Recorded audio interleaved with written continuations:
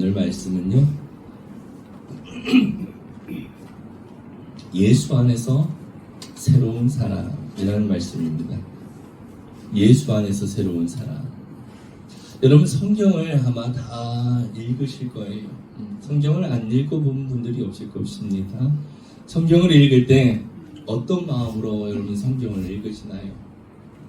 성경을 읽을 때 이 이야기가 수천 년 전에 이스라엘 사람들의 이야기가 아닌가라고 생각할 때가 있을 겁니다. 어떤 분은 그래요. 이게 우리랑 무슨 상관인가요? 저 먼 나라 이스라엘의 이야기가 나와 무슨 상관이 있나요? 라고 생각하는 분도 있어요. 여러분, 성경은 단순히 과거의 기록이 아닙니다. 성경은 단순한 과거의 기록이 아니에요. 어제나 오늘이나 영원토록 변함없으신 하나님께는 시간의 간격이 존재하지 않기 때문이에요. 하나님께는 시간의 간격이 없습니다. 무슨 말이냐? 과거나 현재나 미래는 모두 하나님 안에서 하나라는 것입니다. 뭐라고요? 과거나 현재나 미래는 모두 하나님 안에서 하나입니다. 1000년 전이나 100년 전이나 지금이나 미래나 늘 살아계신 하나님이 지금 우리에게 주는 말씀이라는 거예요. 똑같은 성경 말씀이 1000년 전에 살아가는 사람에게는 그 시대에 살아가는 사람에게 주는 말씀이고, 똑같은 성경의 말씀이 100년 전에 살아갔던 사람들에게는 그 시대에 살아갔던 사람들에게 주는 말씀이고, 지금 이 말씀은 지금을 살아가는 우리에게 주는 말씀이고요, 또 미래에 살아갈 사람에게 그 시대에 주는 말씀이라는 것입니다. 그래서 하나님의 말씀은 과거, 현재, 미래가 다 하나라는 것입니다. 오늘 우리가 읽은 창세기 39장 1절에서 6절 말씀은요, 요셉의 이야기입니다. 우리는 이 이야기를 단지 야곱의 아들 요셉, 형들의 질투로 노예가 된 한 청년의 이야기가 아니에요. 요셉의 삶은 오늘을 살아가는 우리의 인생을 그대로 담고 있는 작은 거울과 같은 것입니다. 성경을 읽을 때마다 우리는 이렇게 물어야 합니다. 이 이야기가 나와 무슨 상관인가요? 이 이야기가 나와 무슨 상관인가요? 요셉의 이야기를 읽으면서 이 이야기가 나와 무슨 상관인가요? 여러분, 요셉의 이야기는 바로 오늘 우리의 이야기인 것입니다. 놀랍게도요, 성경에 있는 이야기는 다 나의 이야기예요. 할렐루야. 그 사람, 한 사람, 나와 전혀 다른, 나와 상관없는 사람이 아니라 나의 이야기라는 것을 우리가 기억해야 하는 것입니다.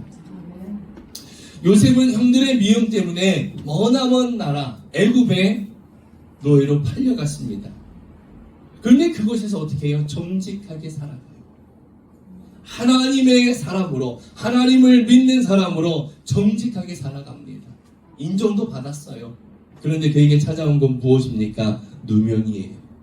억울하게 감옥에 갇힙니다. 하나님께서 주신 위대한 꿈을 붙잡았어요. 어려서 소년 시절에 준 하나님의 꿈을 붙잡고 진실하게 정직하게 하나님 앞에 살아가는 것처럼 살아갔습니다. 그런데 현실은 오히려 어때요? 꿈과 정반대의 길로 가는 것처럼 보여집니다. 가는 것처럼 보여졌어요. 우리의 삶도 다르지 않아요, 여러분. 하나님을 믿고 하나님의 자녀로 살아가는데 내 뜻대로 안 되는 게 더 많아요. 내 생각대로 안 되는 게 더 많아요. 어려운 일은 어떻게 해요? 반복이 됩니다. 또 반복이 돼요. 우리는 행복을 원해요. 평안을 원해요. 그렇지만 현실은 고난, 문제가 가득한 게 우리들의 현실인 것입니다. 예측할 수 없는 질병으로 고통을 당하고요, 사람과의 관계 속에서 깊은 상처를 받게 되고요, 물질적인 어려움에 짓눌리게 되고요, 불확실한 미래 앞에서 불안한 마음을 가지고 살아가는 게 우리들의 모습이에요. 취직을 하면 모든 것이 다 해결될 것 같지만 새로운 어려움이 또 시작하고요, 결혼을 하면 안정될 것 같지만 또 다른 문제가 찾아오는 것입니다. 그렇지 않나요, 여러분? 요셉의 인생이 그래요. 요셉이 노예로 팔려가요. 아버지의 가장 사랑받던 아들이 하루아침에 노예로 팔려갑니다. 노예 생활, 요셉의 노예 생활이 우리의 삶을 비추는 거울인 이유가 바로 여기에 있습니다. 우리 역시 세상이라고 하는 무거운 짐에 짓눌려 종처럼 살아갈 때가 참 많습니다. 그러나 가장 중요한 것은 바로 그 순간에도 하나님께서 요셉과 함께 하셨던 것처럼 지금 우리와 함께 하신다는 사실을 잊지 말아야 하는 것입니다. 사람들은 스스로 새로워지길 원합니다. 바꾸고 싶어 해요. 바꾸기 위해 애씁니다. 그래서 이런 다짐을 해요. 더 착하게 살자. 더 열심히 살자. 더 성실하게 살자. 더 좋은 일을 하며 살자. 왜요? 뭔가 새로워지고 싶어서. 이렇게 다짐을 합니다. 그런데 여러분, 노력만으로 우리 인생이 변하지 않아요. 노력만으로 우리의 인생이 새로워지지 않습니다. 외모를 바꾼다고 그 사람이 바뀌나요? 안 바뀝니다. 이름을 바꾸고 살아간다고 그 사람이 바뀌나요? 안 바뀝니다. 사는 지역을 바꾼다고 삶이 달라질까요? 그렇지 않아요. 이번에 목회자 세미나가 있어서 다녀왔는데 함께하는 목사님 중에 이렇게 자기의 이름의 뜻을 이야기하는데 한 목사님이 이렇게 얘기하시잖아요. 그분 이름이 생각이 안 나는데 그분이 이렇게 말씀합니다. 자기는 자기 이름을 중이 져줬대요. 자기 부모님이 예수를 안 믿으니까 옛날에 이분은 연세가 되게 한 80 넘으신 분도 아니에요. 이제 60 넘으신 것 같은데 되게 옛날 분처럼 얘기를 하시더라고요. 옛날에는 그래서 옛날 100일 잔치를 크게 했던 게 아이들이 100일을 살기 어려워서 요즘은 별 의미가 없죠. 돌잔치도 크게 하는 것이 이제 얘가 살았다 해서 돌잔치를 하는 거예요. 그래서 이분도 옛날에는 그런 시대 속에서 그런 생각 속에 있는 부모님 밑에서 자라서 이름이 개통이었어요. 개통인가 그랬어요. 왜? 언제 죽을지 모르니까. 그래서 이제 1년을 살았어요. 1년을 살았으니까 얘가 이제 살겠다 싶어서 집에 시주하러 온 중한테 이름을 줘달라고 한 거예요. 그래가지고 그 중이 이름을 지어줬대요. 그러면서 좀 창피스럽게 얘기를 하시더라고요. 자기 이름을 중이 지어줬다. 근데 중이 무슨 얘기를 하려고 하는 거냐? 중요한 것은 누가 이름을 지어줬냐가 중요한 것도 있지만 그것보다 그 이름의 뜻을 깨닫고 예수로 살아간다는 게 중요하다는 거예요. 할렐루야. 이름이 아무리 좋은데 그 이름 예수와 함께 살아가지 못하는 사람보다 중이 이름을 지어줬지만 그 이름의 뜻을 깨닫고 예수를 만나고 그 뜻을 깨닫고 그 예수님의 주시는 그 은혜대로 살아가는 것. 그게 새롭다는 것입니다. 내 스스로 바꾸려고 하지만 새로워지지 않는 거예요. 요한복음에 니고데모라 하는 사람이 있었습니다. 그 당시 이스라엘 사회에 존경받는 지도자예요. 하지만 언제나 그 내면에는 그런 인간의 한계를 느끼고 살아가고 있었어요. 내가 좀 더 나은 삶을 살아가고 싶고 좀 더 변화된 삶을 살아가고 이런 마음을 가지고 있었고 인간의 한계를 느끼며 살아가고 있었습니다. 그래서 밤에 이 사람이 예수님을 찾아옵니다. 몰래. 예수님께서 그에게 분명하게 말씀하세요. 사람이 거듭나지 아니하면 하나님 나라를 볼 수 없다. 뭐라고요? 거듭나지 아니하면, 다시 태어나지 않으면, 예수로 새로워지지 않으면 하나님 나라를 볼 수 없다. 할렐루야. 이것이 바로 예수님의 말씀이에요. 예수로 새로워져야 하는 것입니다. 내가 아무리 새로워지고 싶고 내 생각과 내 노력이 날 새롭게 하는 것이 아니라 무엇이 우리를 새롭게 할 수 있다고요? 예수 그리스도가 우리를 새롭게 하는 것입니다. 아멘. 이것이 바로 예수를 믿는 거예요. 아멘. 이 거듭남은 단순히 인간의 결심으로 이루어지는 것이 아닙니다. 오직 물과 성령으로 태어날 때 비로소 새로운 사람이 되는 것입니다. 예수님을 내가 믿고 그 예수님과 함께 살아갈 때 새로워질 수 있다는 거예요. 그게 바로 거듭남입니다. 새로운 사람, 예수 안에서 새로워지는 것입니다. 얼굴을 다 뜯어 고치면 사람들은 몰라보겠죠. 그렇지만 그 삶이 새로워질까요? 그렇지 않다는 것입니다. 오직 물과 성령, 예수로 새로워져야 한다는 것입니다.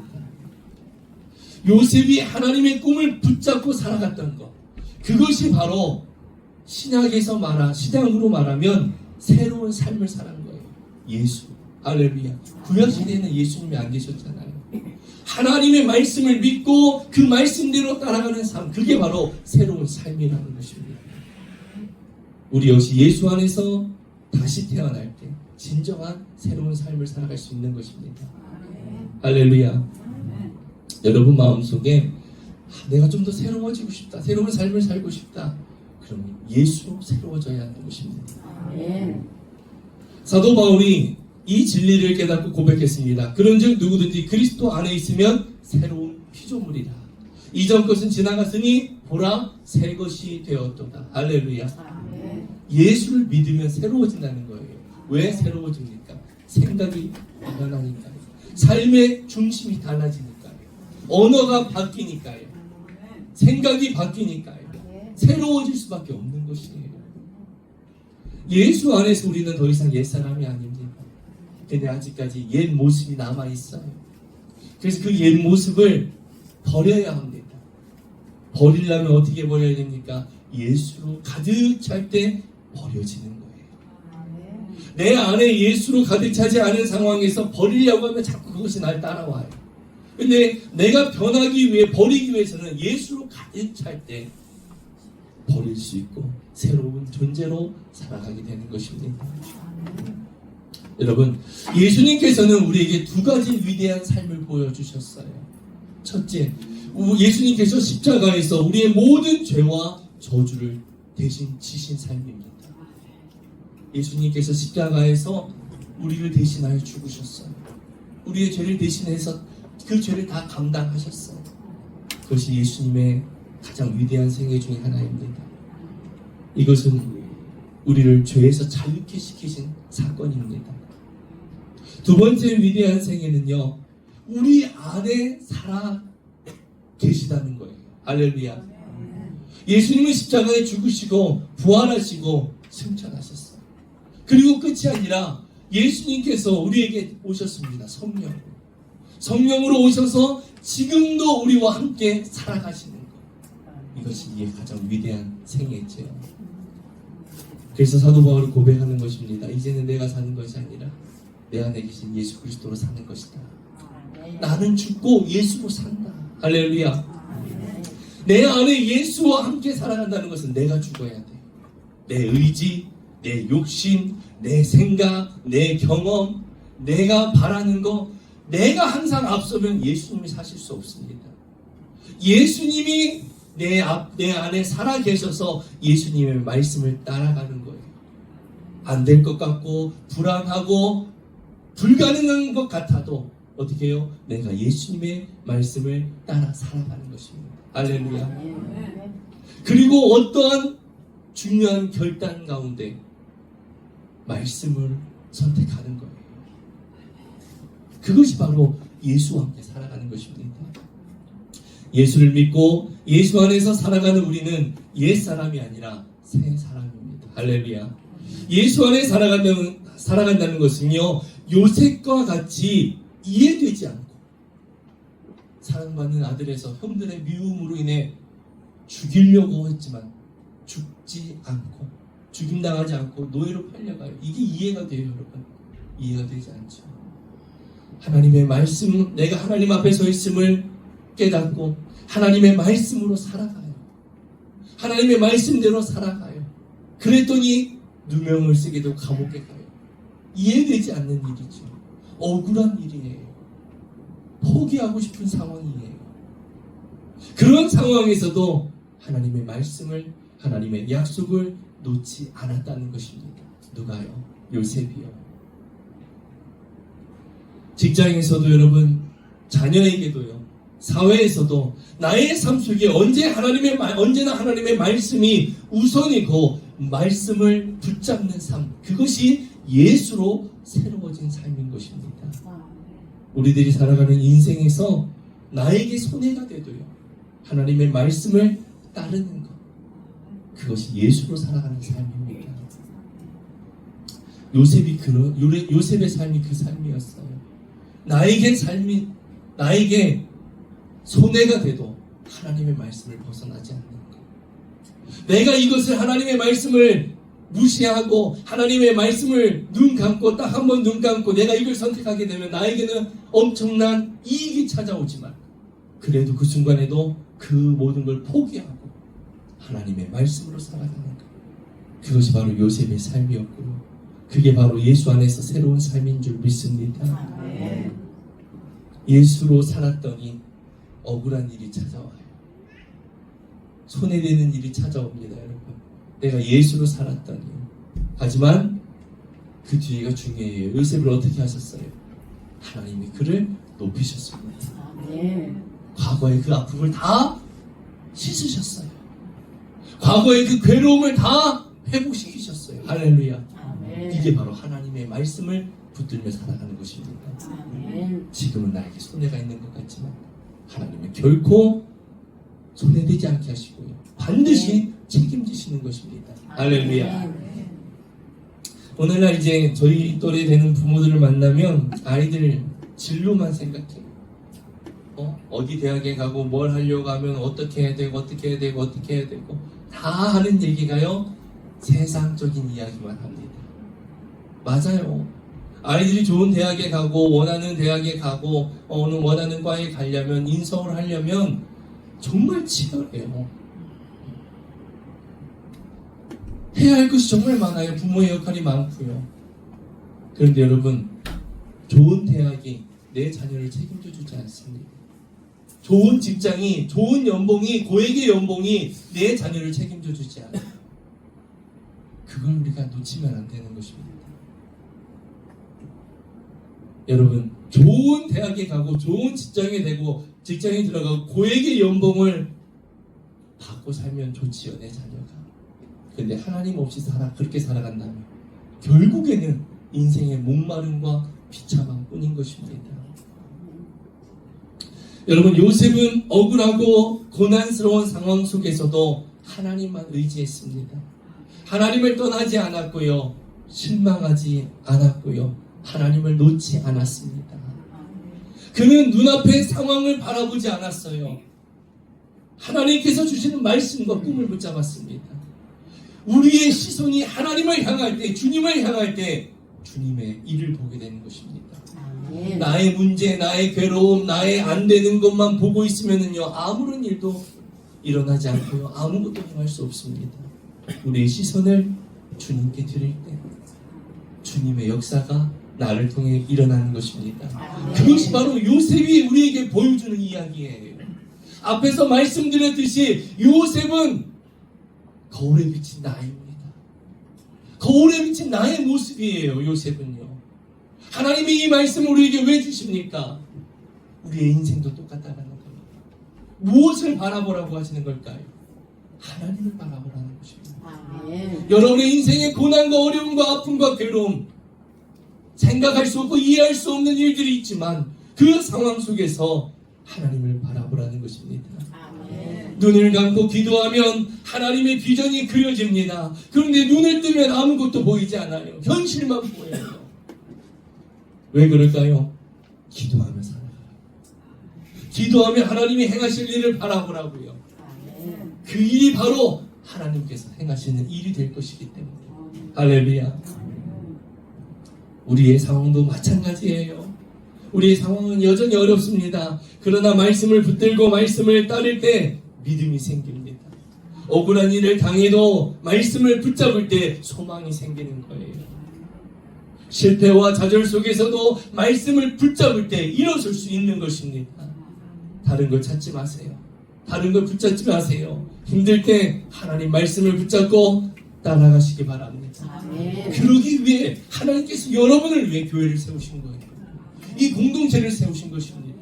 나 혼자는 그 길을 갈 수가 없으니까 함께 그 길을 걸어가라. 사랑하는 성도 여러분, 요셉의 이야기는 곧 우리의 이야기입니다. 요셉이 하나님과 동행하며 새로운 삶을 살았듯 우리도 예수 그리스도 안에서 새 사람이 되고 새 삶을 살아갈 수 있는 것입니다. 그럼 새로운 삶은 어떤 삶일까? 첫 번째 새로운 삶은요, 말씀을 믿고 살아가는 삶이에요. 말씀을 믿고 살아가는 삶. 많은 분들이요, 삶 속에서 하나님의 말씀과 내 삶이 하나가 되지 못해요. 어려워합니다. 특히 많은 것들이요, 이제 자녀를 고등학교 두고 있는 부모들, 교회 가면 좋다는 거 알아요. 좋다는 거 알아요. 근데 애가 이제 대학을 가야 되니까 고등학교 되면 뭐예요? 주일날도 과외를 시키고 주일날도 학원에 가요. 지금 중학교 애들도 그렇고. 새로운 삶은 무엇을 믿는 거라고요? 말씀을 믿는 삶입니다. 내 자녀가 주일에 예배를 드림으로 인해서 학원을 가지 않는 그 시간은 그만큼 공부하는 시간이 줄어들어요.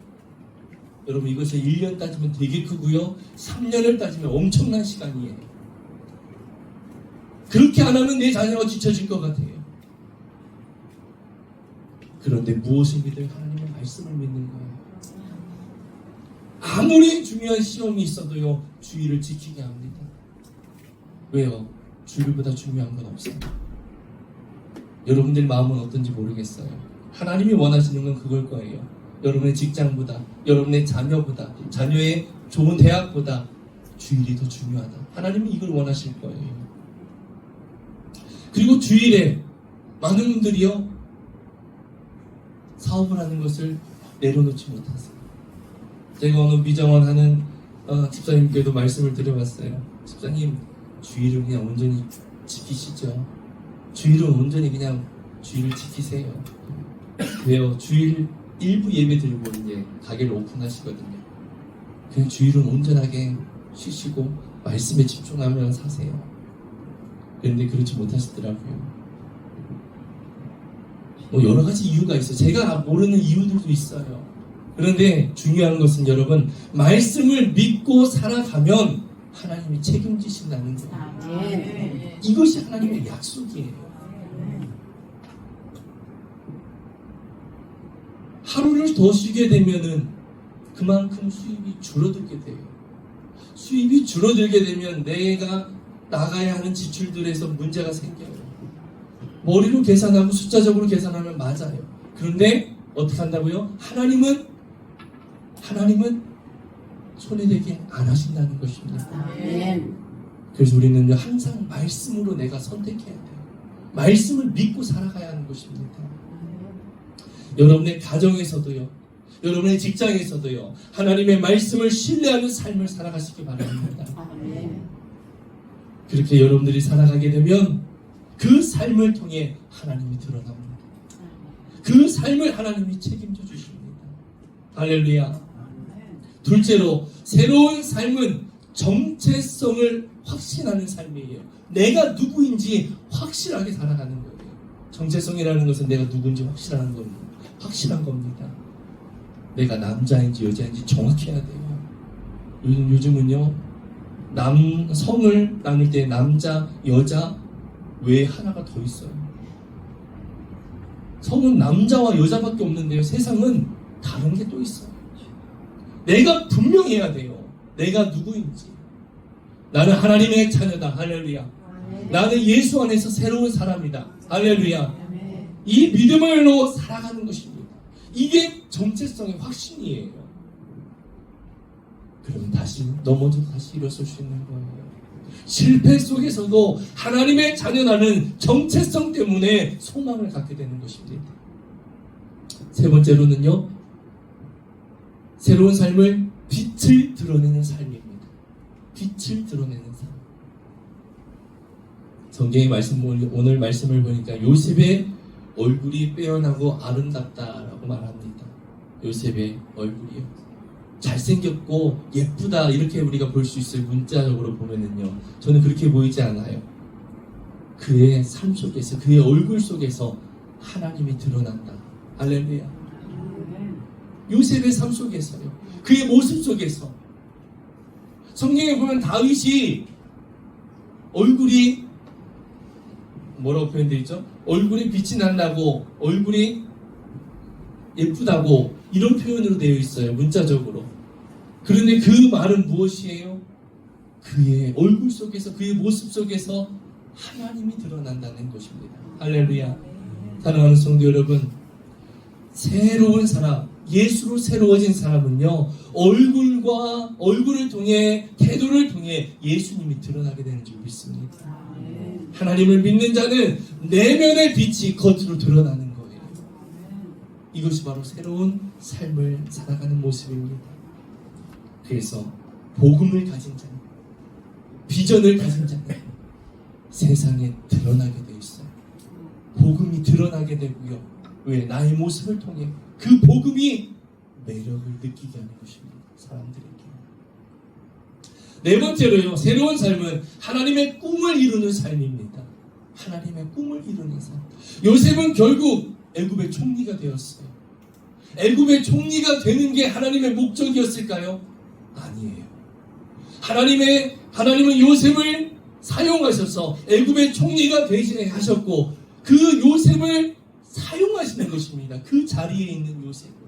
그래서 하나님의 약속을, 구원의 역사를 이루어 가시는 거예요. 하나님의 구원의 도구로 요셉을 사용하신 것입니다. 하나님의 뜻을 이루는 한 부분이 된 거예요. 할렐루야. 하나님은요, 큰 그림을 그려놓으셨어요. 그것을 우리가 비전이라고 말합니다. 그 비전을 내가 바라보고요, 그 비전의 한 부분이 바로 여러분입니다. 여러분의 서 있는 자리에서, 여러분이 살아가는 그 자리에서 하나님을 드러내며 살아가는 한 부분이 되는 것이에요. 새 사람은 자기만을 위해 살지 않습니다. 하나님의 뜻을 이루며 가정에서, 교회에서, 세상 속에서 빛이신 예수 그리스도를 드러내며 살아가는 거예요. 남편은 아내에게, 자녀에게, 아내는 남편에게, 자녀에게, 내가 살아가는 직장에서, 내가 일하는 일터에서 빛을 드러내는 것입니다. 할렐루야. 그래서 진정한 그리스도인은요, 말보다 삶을 통해 나타나는 것입니다. 말 많은 사람 치고요, 제대로 된 사람 못 봤어요. 삶으로 드러나는 게 정말 진정한 그리스도인이에요. 사람들은 그런 사람을 좋아합니다. 사람들은 그런 사람을 가까이 하고 싶어해요. 왜요? 나에게 손해 끼치지 않거든요. 나에게 선한 영향력을 끼쳐주거든요. 나를 섬겨주거든요.